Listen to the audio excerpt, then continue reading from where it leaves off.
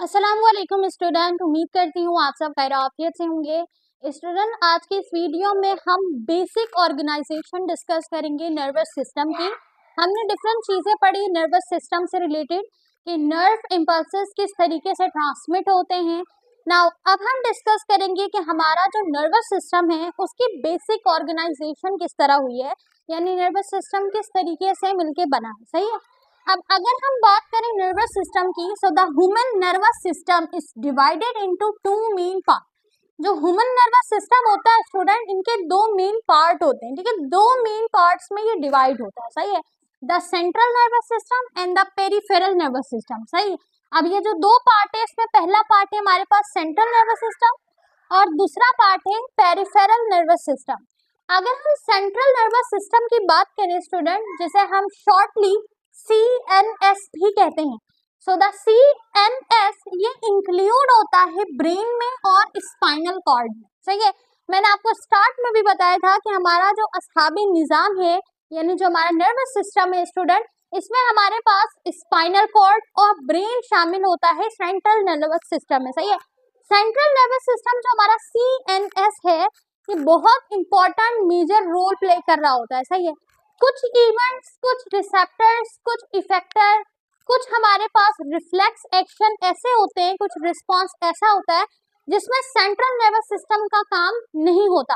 तो वो जो बाकी पूरी बॉडी में रिसेप्टर ट्रांसमिट करते हैं, इफेक्टर्स ट्रांसमिट करते हैं, और जो रिस्पांस जनरेट होता है उसको कौन देख रहा होता है?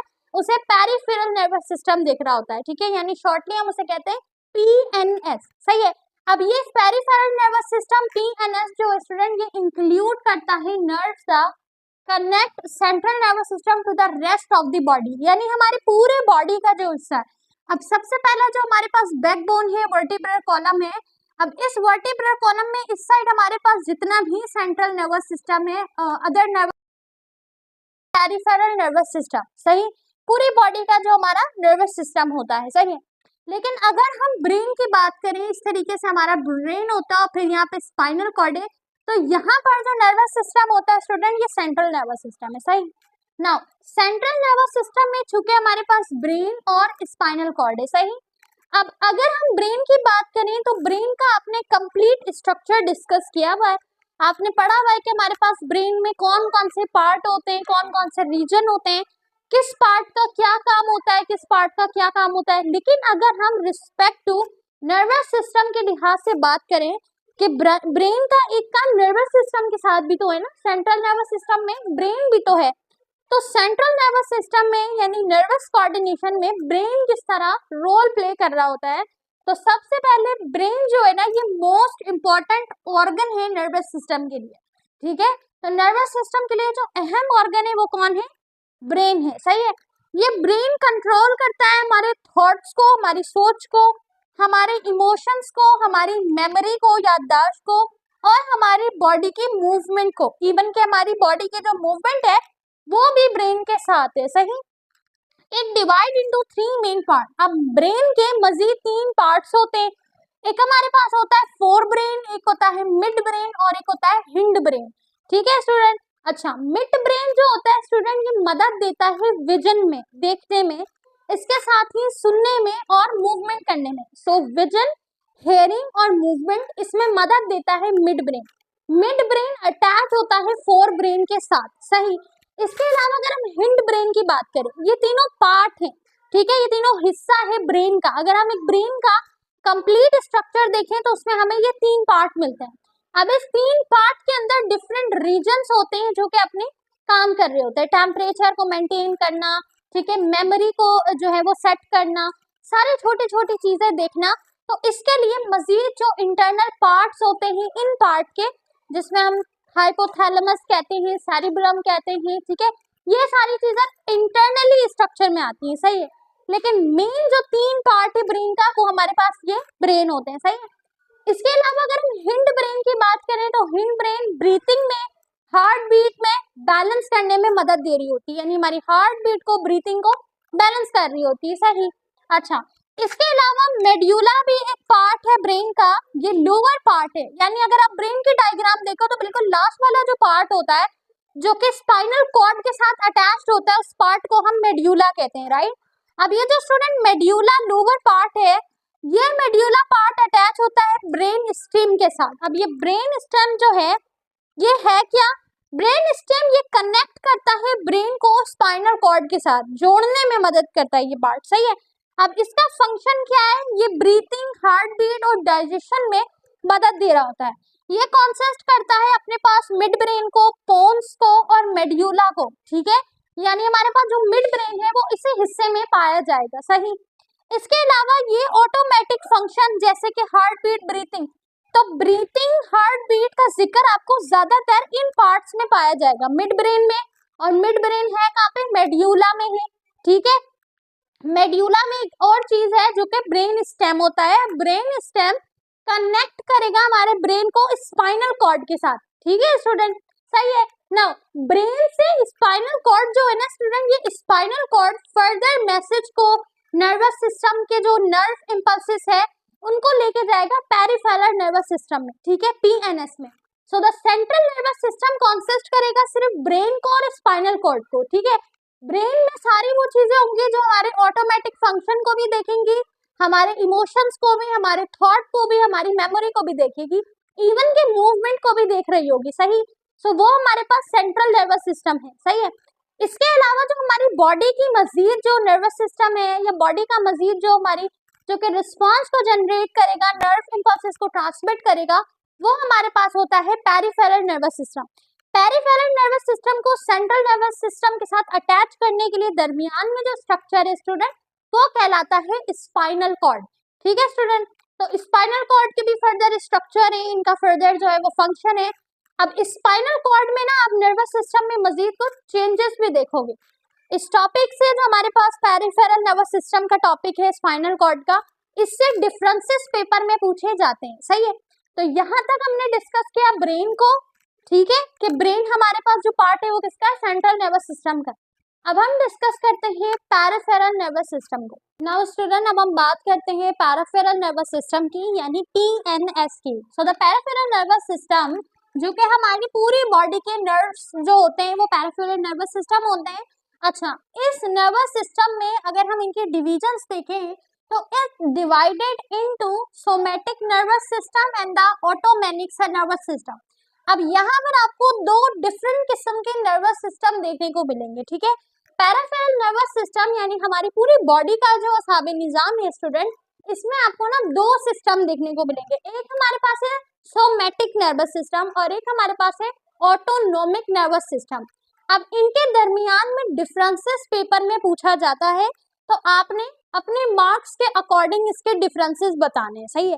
अगर 4 नंबर का डिफरेंस आएगा तो आपने एटलीस्ट 4 डिफरेंसेस लिखना है इनके दरमियान, ठीक है। इसके अलावा सेंट्रल नर्वस सिस्टम और पेरिफेरल नर्वस सिस्टम के दरमियान भी डिफरेंस आता है।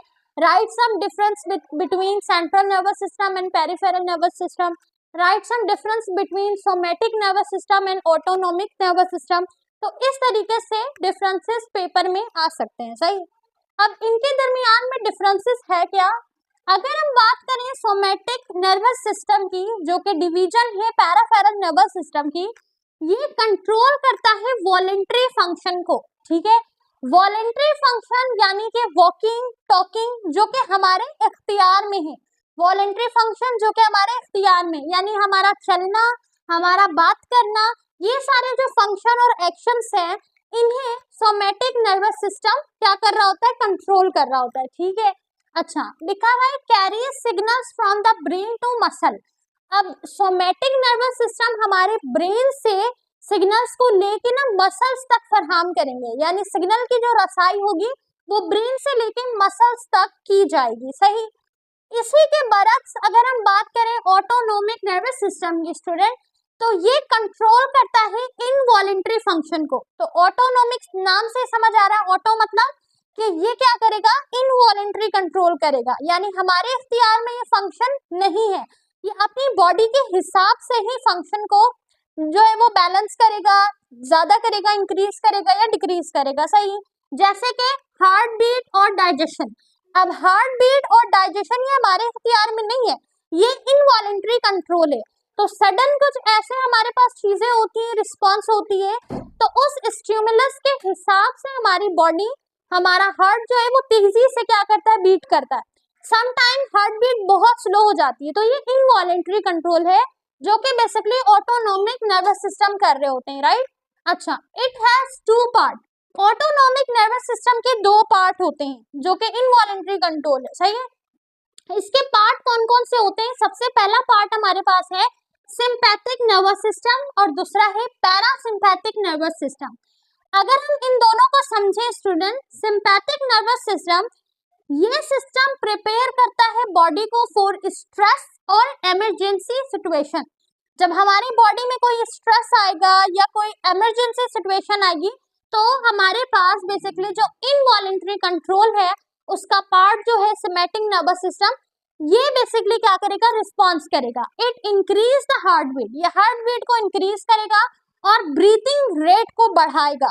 तो जब भी कोई स्ट्रेस आता है हमारी बॉडी में या हमारी बॉडी में कोई इमरजेंसी अलार्मिंग सिचुएशन आती है तो हमारी हार्ट बीट बढ़ जाती है, हमारी ब्रीथिंग बढ़ जाती है, हमारी बॉडी जो है वो अलग बिहेव कर रही होती है। तो उसके पीछे ये रीजन है, सही है। हमारी बॉडी को जैसा स्टिमुलस, जैसा इन्वायरमेंट से सिग्नल मिलता है तो उस हिसाब से नर्वस सिस्टम अपना वर्क और फंक्शन परफॉर्म करते हैं, सही है। तो आपने जस्ट नाम याद रखना है कि कौन सा पार्ट नर्वस सिस्टम का कौन सा रोल प्ले करेगा, कौन सा हिस्सा कौन सा, ये चीजें आप याद रखोगे तो आप डिफरेंसेस आराम से अटेम्प्ट करोगे, एमसीक्यूज आराम से अटेम्प्ट करोगे, सही है स्टूडेंट। अच्छा, इसके अलावा अगर पैरासिम्पैथिक नर्वस सिस्टम की बात करें तो ये सिस्टम क्या करता है, कंट्रोल करता है रेस्ट और रिलैक्सेशन को। यानी जब बॉडी रेस्ट में या डाइजेस्ट रिस्पॉन्स में होती है तो डाइजेशन भी आहिस्ता आहिस्ता स्लोली होता है, और हमारी बॉडी जब रेस्ट में होती है, सही, it slow the heart beat and help in digestion. तो ये हार्ट बीट को स्लो करेगा और डाइजेशन के अमल को आहिस्ता आहिस्ता मुकम्मल करेगा, सही है स्टूडेंट। तो ये पूरा पार्ट था हमारे पास पैराफेरल नर्वस सिस्टम का, सही है स्टूडेंट। तो पैराफेरल नर्वस सिस्टम, हमारी पूरी बॉडी में जो नर्वस सिस्टम है वो पैराफेरल है, और हमारा ब्रेन से लेकर स्पाइनल कॉर्ड तक जो नर्वस सिस्टम का हिस्सा है वो सेंट्रल नर्वस सिस्टम है। सेंट्रल नर्वस सिस्टम और पैराफेरल नर्वस सिस्टम को कनेक्ट किया हुआ है स्पाइनल कॉर्ड ने, ठीक है स्टूडेंट। तो ये हमारी बेसिक ऑर्गेनाइजेशन थी नर्वस सिस्टम की, सही है। इसमें मैंने ब्रेन को डिटेल में नहीं पढ़ाया, उसके पीछे रीजन ये कि आप ब्रेन को डिटेल में पढ़ के आ चुके हो, और यहाँ पर जो मेन चीजें थी वो नर्वस सिस्टम से रिलेटेड थी, सही है। ब्रेन की डायग्राम इंपॉर्टेंट है, पेपर में ब्रेन की डायग्राम पूछी जा सकती है, तो ब्रेन की डायग्राम की प्रैक्टिस जरूर कीजिएगा लेबलिंग के साथ, सही है। इसके अलावा इस पूरे टॉपिक को समराइज करने के लिए आपकी बुक में 2 डायग्राम दी गई है जो कि बहुत जबरदस्त है इस टॉपिक को याद रखने के लिए। तो हम स्क्रीन रिकॉर्ड में उस डायग्राम को भी एक बार पढ़ लेते हैं, ठीक है। नाउ स्टूडेंट, जैसे आप देख सकते हो ये आपकी बुक में पेज नंबर 77 पे डायग्राम मौजूद है। अच्छा, अब इस डायग्राम में ना आपको क्लियर जो है ना वो डिफरेंसेस समझ आएगा सेंट्रल नर्वस सिस्टम का और पेरिफेरल नर्वस सिस्टम का। ये हमारे पास जो पार्ट है वो है सेंट्रल नर्वस सिस्टम का, और ये वाला जो पार्ट है ये हमारे पास है पेरिफेरल नर्वस सिस्टम का, सही है। अब देखो, सेंट्रल नर्वस सिस्टम में 2 मेन जो पार्ट है वो है ब्रेन और दूसरा हमारे पास है spinal cord. The spinal cord जो है ना ये कनेक्ट करता है पेरिफेरल नर्वस सिस्टम को ब्रेन के साथ, सही। अब ब्रेन में हमारे पास जो है ना वो डिफरेंट आपको इसके लोब देखने को मिल रहे हैं, सही है। पेक्टोरल लोब हो गया, टेम्पोरल लोब हो गया, फ्रंटल लोब हो गया, तो ये सारे बेसिकली इंटरनल स्ट्रक्चर हैं ब्रेन का, सही। हमने इसकी जो मेन जो बात की वो इसके ब्रेन के पार्ट्स के बारे में की, यानी मिड ब्रेन के बारे में, पॉन्स के बारे में और मेड्यूला के बारे में, ठीक है स्टूडेंट। अच्छा, अब अगर हम बात करें पेरिफेरल नर्वस सिस्टम की स्टूडेंट, तो यहाँ पे हमारे पास ऑटोनोमिक और यहाँ पे सोमेटिक नर्वस सिस्टम है, सही है। सोमेटिक नर्वस सिस्टम में अगर आप देखो तो सारे वॉलेंट्री कंट्रोल यानी हमारे मसल्स, ग्लैंड्स वगैरह, सही है। और अगर हम ऑटोमेटिक में देखें तो यहाँ पे सारे इनवॉलेंट्री कंट्रोल यानी हमारे इंटरनल ऑर्गन्स मौजूद हैं, सही। तो हमारे जो इंटरनल ऑर्गन्स हैं उसकी जो कंट्रोलिंग है, उसका जो मूवमेंट है, वो सारी चीज़ें जो हैं वो ऑटोनोमिक में होती हैं, जबकि सोमेटिक में हमारे सारे जो बेसिकली ग्लैंड्स हो गए, सही, और हमारे जो बेसिकली वॉकिंग और टॉकिंग ये सारी चीज़ें हैं वो हमारे सोमेटिक नर्वस सिस्टम में होती है, सही। और ये पार्ट किसका है, पेरिफेरल नर्वस सिस्टम का है, सही है। अब इससे भी इम्पॉर्टेंट जो एक हमारे पास डायग्राम है स्टूडेंट वो ये वाली है कि यहाँ पर आप देख सकते हो, आपको एक चार्ट दिया गया है पेरिफेरल नर्वस सिस्टम को समझने के लिए। देखो, नर्वस सिस्टम हमारे पास जो है एक है सेंट्रल नर्वस सिस्टम, एक पेरिफेरल। सेंट्रल में ब्रेन और स्पाइनल कॉर्ड आ गया, simple. Now peripheral nervous system में एक हमारे पास ऑटोनॉमिक है, एक सोमेटिक है। तो ऑटोनोमिक है वो कम्युनिकेट कर रहा है विथ इंटरनल ऑर्गन्स और ग्लैंड्स के पर। सोमेटिक नर्वस सिस्टम कम्युनिकेट्स कर रहा है विथ सेंसरी ऑर्गन और वॉलेंट्री मसल्स के ऊपर। सही है।